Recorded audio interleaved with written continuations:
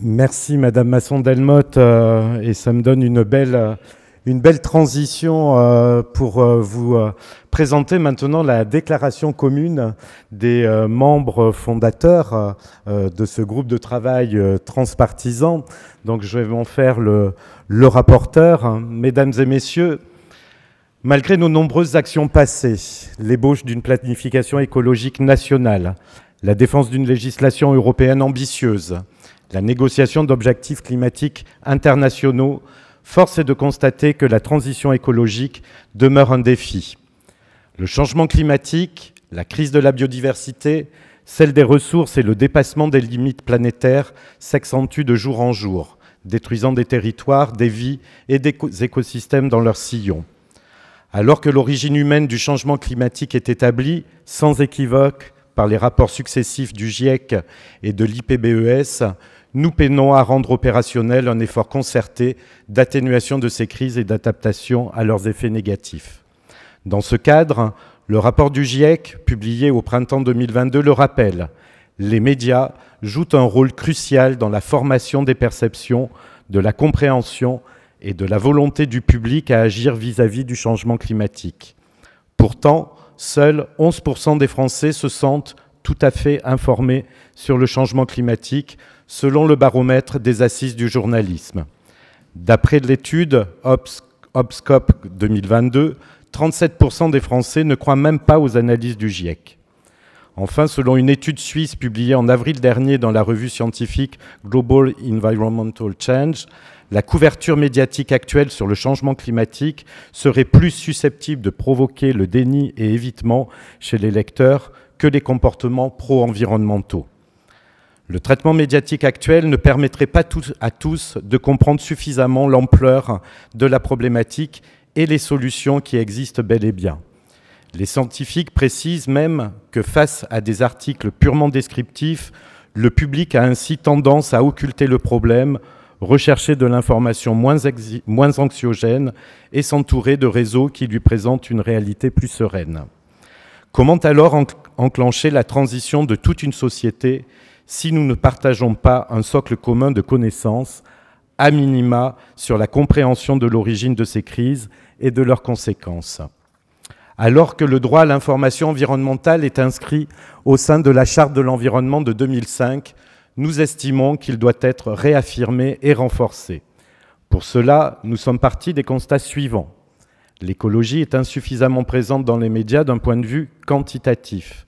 En 2022, seulement 3,6% des contenus médiatiques pendant la campagne électorale présidentielle portaient sur les questions écologiques, alors même que le GIEC publiait les 2 derniers volets de son 6e rapport.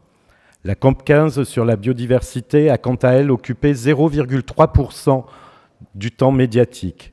Pourtant, les espèces n'ont jamais décliné à un rythme si rapide qui est aujourd'hui 100 à 1000 fois supérieur au rythme des 5 précédentes extinctions de masse. À titre de comparaison, la pandémie de Covid-19 a occupé jusqu'à 74,9% du temps d'antenne. Mais la quantité n'est pas la seule déficience. Le traitement médiatique doit être globalement amélioré. La confusion est fréquemment opérée entre faits et opinions. La désinformation est encore largement présente dans certains médias et force est de constater que le climato-scepticisme persiste sous différentes formes. Si les conséquences du réchauffement climatique sont documentées, peu de nos concitoyens comprennent réellement ce que signifie l'inaction sur leur mode de vie et leur territoire. L'information environnementale est encore trop silotée. Ce traitement va à l'encontre de la dimension systémique des enjeux écologiques aux ramifications transversales dans différentes rubriques, économie, société, agriculture, santé, etc. Les solutions de la transition sont encore trop peu traitées ou de manière anecdotique. La dissonance est trop présente. Les visuels utilisés, les contenus publicitaires diffusés favorisent le déni et l'évitement plutôt que l'action. La canicule est, par exemple, encore trop souvent illustrée par des baigneurs dégustant des glaces, alors qu'elle engendre chaque année des milliers de morts prématurées. Parce que nous considérons que nos concitoyens méritent l'espoir d'un futur souhaitable pour lequel se battent tant d'experts, de scientifiques, d'entreprises, de femmes et d'hommes politiques et de militants, Parce que cet espoir doit nous mettre collectivement en mouvement, nous, députés de toute sensibilité politique, annonçons officiellement le lancement d'un groupe de travail transpartisan sur un traitement médiatique à hauteur de l'urgence écologique. Ce groupe de travail auditionnera experts, scientifiques et professionnels du secteur dès septembre pour comprendre les constats, les obstacles et les solutions permettant de faire advenir ce traitement médiatique écologique. Des précédents existent, des mesures ont déjà été adoptées à plusieurs reprises pour améliorer la représentation des femmes dans les médias en donnant de nouvelles compétences à l'Arcom et de nouvelles obligations pour les éditeurs.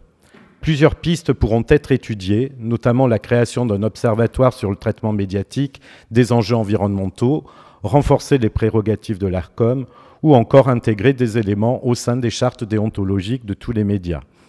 Nos travaux aboutiront à une proposition de loi qui, nous l'espérons, permettra réellement de faire de l'écologie le sujet incontournable de l'agenda médiatique. Tous les députés souhaitant s'inscrire à ce groupe de travail sont évidemment invités à nous rejoindre. Soyons à la hauteur de ce défi historique. Je vous remercie.